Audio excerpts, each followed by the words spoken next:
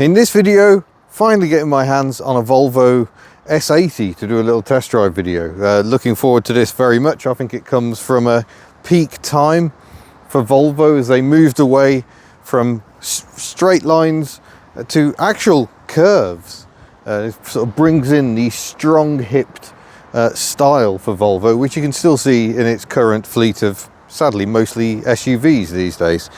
So a very stylish car, only available as a saloon, and launched in 1998, the same year as a certain Australian Ford, which we drove to Aberystwyth in this very morning. It's even the same sort of colour, so it's going to be interesting to see how this big barge feels, a very Swedish barge, compares with my Australian barge. The owner is a little bit of a British touring car fan, I'm thinking. I'm going to see if I can find John Cleland's Vauxhall on here. We've got Tim Harvey's BMW E36, a great rival for Mr. Cleland. He must be here somewhere. ILO. Rydell in his Volvo S40. Where is John Cleland? He must be here. Maybe he hasn't yet been added. Oh no, here we go. There's Cleland up the top there in his Cavalier. Marvellous. Paul Radicic in his Mondeo. I'm drifting well away from it. Yes, he likes stickers. We've got Auto Alex represented as well as Hubnut. Very, very good. But yeah, that lovely sculpted design. I think actually the S60 does it better. I think the S60 is an absolutely stunning bit of design. A little bit of grace lost in the S80. I think mostly just because of the sheer scale of it. But if we come around to the front, we've got the interest of headlamp wipers. Well, I'm told one of them is broken. But nonetheless, one of them will hopefully work for a test a bit later on. And we'll have a look under the bonnet, because technically things get very interesting. Right, here we go. So under the bonnet of this example, we've got the 2.4 litre 5-cylinder engine. With the arrival of the 850, Volvo really started going in for 5-cylinder engines. And 2.4 is kind of the middling spec. I'll put the power somewhere about there. There was an entry-level 2-litre version. You could get Volkswagen's 5-cylinder turbo diesel engine as an option, but the most intriguing one has to be the straight 6. Volvo developed a 6-cylinder inline engine that went transversely, drove through Volvo's own gearbox, because they couldn't get one off the shelf that did the job, to the front wheels. Or I think they even did some all-wheel drive versions. I think that drivetrain found its way into the Freelander 2 as well. So a transverse 6, something we had not really seen at all since the days of the Land Crab and the Wedge Princess. But 5-cylinder engines make a fantastic noise, and I'm looking forward to seeing how this one sounds on the road. Externally, I don't think these engines sound quite as intriguing as, say, an Audi, but inside it may be a different matter. Moving inside, nice solid doors, and a nice solid sound, as you'd expect. But yeah, Volvo's interior game, I think, was very strong in this period. It's not black plastic, it's kind of a dark grey. We've got a cassette player that's also a CD player, very much of its time. Digital climate control, but yet an awful large number of blanking plugs. I wonder what could be specified. No cigarette lighter, just your 12-volt power outlet. But of course we have cup holders. There is one here. That's the most fun one. And there is also one here.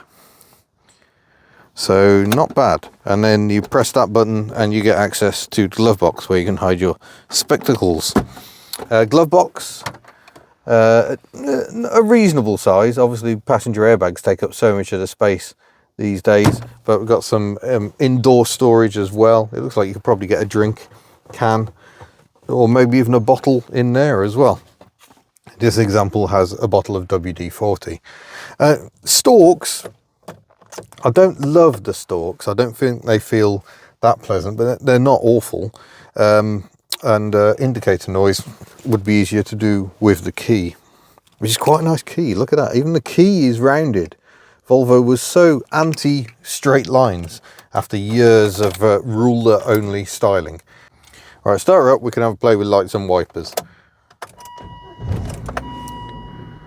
There is an alarm that goes off for some reason, probably because I haven't got my seatbelt on, to be fair, because it's a Volvo. There we go, that'll keep it happy. So indicator noise, I don't love that either. Maybe I'm just being a bit too fussy. So we'll jump to windscreen wiper test. Oh, look at that. That is a nice spray. Bit creaky, but we've got good overlap, no triangle of doom. In fact, I think the passenger wiper blade is actually slightly curved, which helps it make sure there is no triangle of doom. I think a lot of people fit aftermarket wiper blades that don't have the curve. So that is very, very good to see. But yeah, the driving position itself is very pleasant. We've got all the mirror controls, window switches all falling nicely to hand there. But yeah, unsurprisingly for a Volvo, a very, very comfortable place to sit. What does it sound like? Oh yeah, that has got a whiff of the old Audi Quattro about it. Very, very nice. But before we go for a drive, there is the question of luggage space and rear seat accommodation. Oh, look at that for boot space. That's actually enormous. There's loads of room. In fact, I'm tempted to climb in. Oh God. Look at that. Oh, loads of space. Easily get a body in here. And here's a nice feature. No. Nice feature is I can escape because there is a backrest release there. So, oh, I may have to pull that separately. And down goes the seat back, so you got extra space. And you can also escape if someone traps you in the boot. So yeah, very useful. I will say, actually this distance is not great, so I'm not sure how I'll get back out again. Graceful. Just a quick shout out to the hinges, which I think are a very nice design. Look at that. So you haven't got any hinge intrusion into your boot space. Lovely. Into the rear then, nice wide opening door. We've got to put the seat back up, of course, and I can clamber aboard. And unsurprisingly, lots of space here. Get my feet under the seat in front. I've got a little vent here in the door, and my Fairmont has them here. 12-volt power outlet, so the kiddies can keep charged up. So that's all good. We've got document storage in the back. We've got little storage in the doors as well. So that's good to see. But yeah, really, really nice, really, really comfortable. Center armrest, of course. Job's a good one. Do you want to drive? No. Oh. There you go, you get two startups in one video. Into drive. I assume it's a ZF gearbox. I should probably have looked that up. But I think it's a 5-speed unit. Very smooth, very quick gear changes. Did you mention the posh knob? Oh yeah, posh knob, look at that. Got the release button on the back. Can I sneak it through? Oh no, you have to press the button to go down. Oh no, I don't like that. Oh, you can go back up without having to press the button. I like if you've just been able to knock it straight through the gears. You know, you just want that bit of extra engine braking perhaps. That's kind of what you want there. Nice positive brake pedal.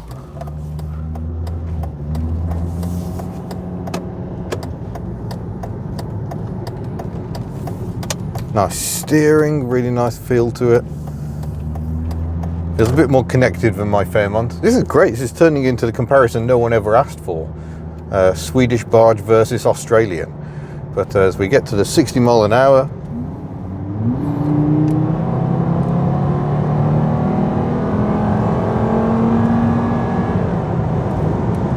yeah, liking that noise. Can't imagine that does very much for your fuel consumption though, but it does sound very, very good. It'd be interesting to try a 6-cylinder, see how that compares in the noise stakes. But yeah, 5-cylinder engines make such a glorious warbly noise. But then ease off and it's all very pleasant. There is a bit of wind noise, but it is a particularly windy day today, in case you hadn't noticed already. But yeah, super relaxing. The headlights are turned off, but because it's a Volvo, they are on regardless. for safety, and indeed now mandated to have your daytime running lights, but the Swedes got there first. But yeah, it's very peaceful, very relaxing. The ride is very comfortable. I'm starting to think I should probably have owned one of these at some point. So the S80 was introduced in 1998, and it effectively replaced the 700/900 series, which began way back in 1982. So it really was a leap forward. The 850 was startling enough, a smaller Volvo, when that was launched in the early 90s. But yeah, this is a full-on riot. And you look in the mirror, you can see the hip kink, that key styling feature, the shoulder of these Volvos. Makes it a little hard to place at first. Oh no, 60 mile an hour, you say?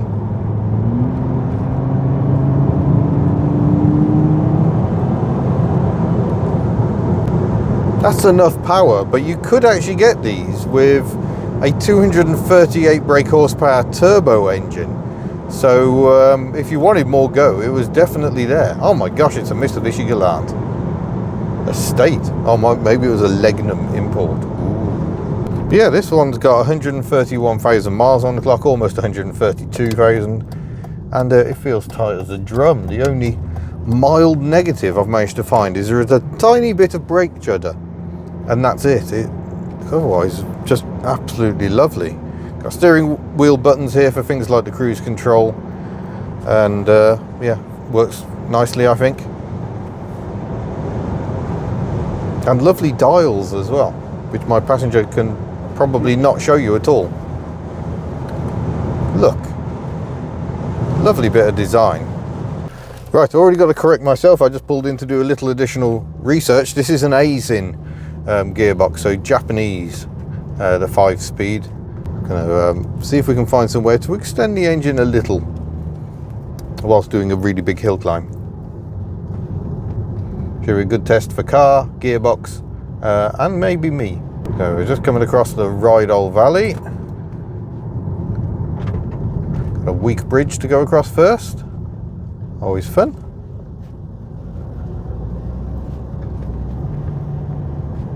Oh gosh, there's been some damage down there.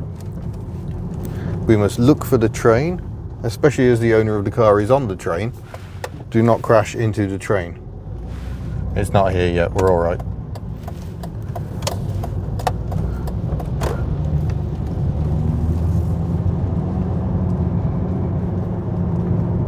And now we can terrify our American friends with our tiny roads.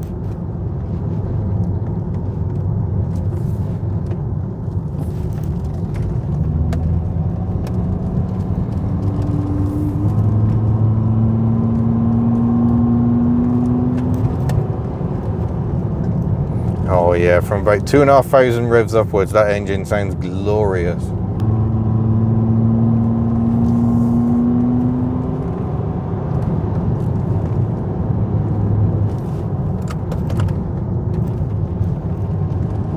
I'm just using the selector to hold her in low, just so it isn't changing back up the gearbox every time I lift off. So you can use it for going uphill as well as down. Oh, that's first gear.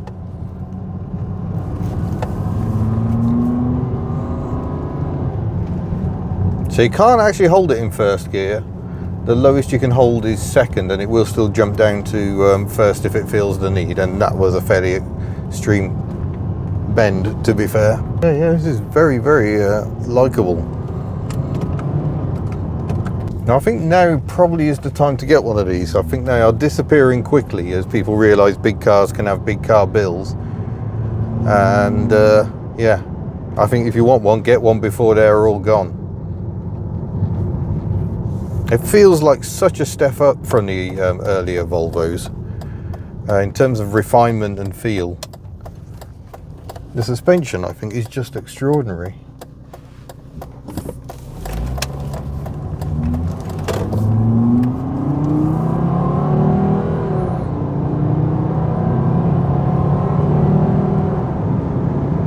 Oh, that is a noise I could listen to all day. Yeah, what a very, very appealing package. Proof that by the late 90s, Volvo really was going somewhere. It had broadened its product range and updated things to a very satisfactory level.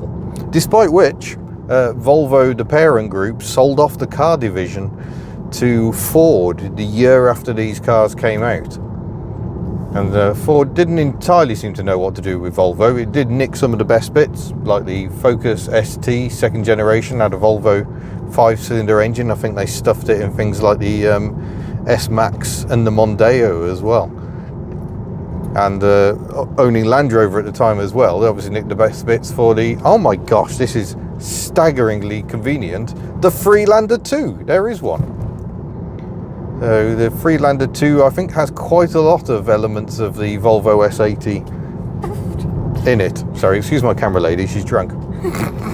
Or just losing grip of the phone. Yeah. Should have given you the selfie stick. Actually, there is one way this car easily beats my Ford Fairmont, and it's handling. This just feels so much more adept. So you can chuck it into a bend like this, just knowing it'll just go around it. Oh, none of the wobble of my slightly tired AU. And prove also that there is torque aplenty. You don't have to ring this engine. It's just very nice sounding when you do.